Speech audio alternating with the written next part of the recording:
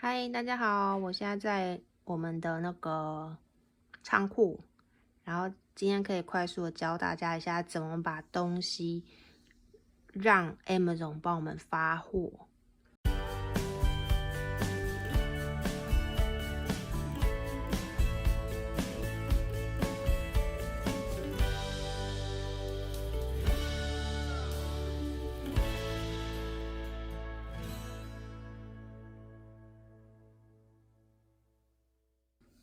所以像很多人想要做国外市场啊，就可以跟美国的 Amazon 合作。那我们只要把产品寄过去到 Amazon 的仓库，只要美国有人订，他就会 Amazon 的仓库会帮我们包货出货，这样我们就会比较方便。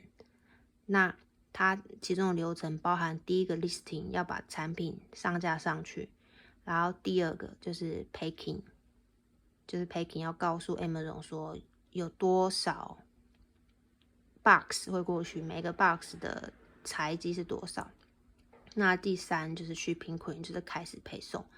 就包含这3步。那 listing 因为我的助理们都已经帮我 list 好了，都 list 在这边了，所以我现在要做的事情就是检查它一些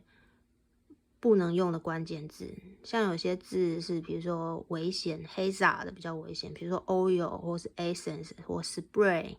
这种放在仓库会燃烧，可能会燃烧的，有燃烧嫌疑的这种字就要把它剔除。然后 listing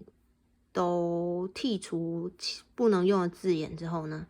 我们才要做这个 ship to Amazon 的这个 FBA inventory， 然后在库存 FBA inventory 修改它的数量之后，我们就可以再到这个 shipping queen 让它开始续品了。好，目前我在仓库。如果你想要知道更多有关如何贩售商品到 Amazon， 如何贩售商品到美安，如何贩售商品到哪一个国家，你可以购买我们下面的教学机，在下面的描述栏里面有教学机可以购买。你购买教学机之后，我们就有一系列的这类型的课程，你可以进来观看。然后我们还会有一个群组，就是说大家问的 Q&A 会一起在群组里面做统一的回答。我们这边因为问的人非常的多，我们就不会一个一个回答了。就是如果有兴趣学习如何做这种国际贸易的销售的话，欢迎购买我们下面的教学机。然后购买教学机，我们会把你加到就是 close 的隐秘的这个名单当中。你购买教学机之后，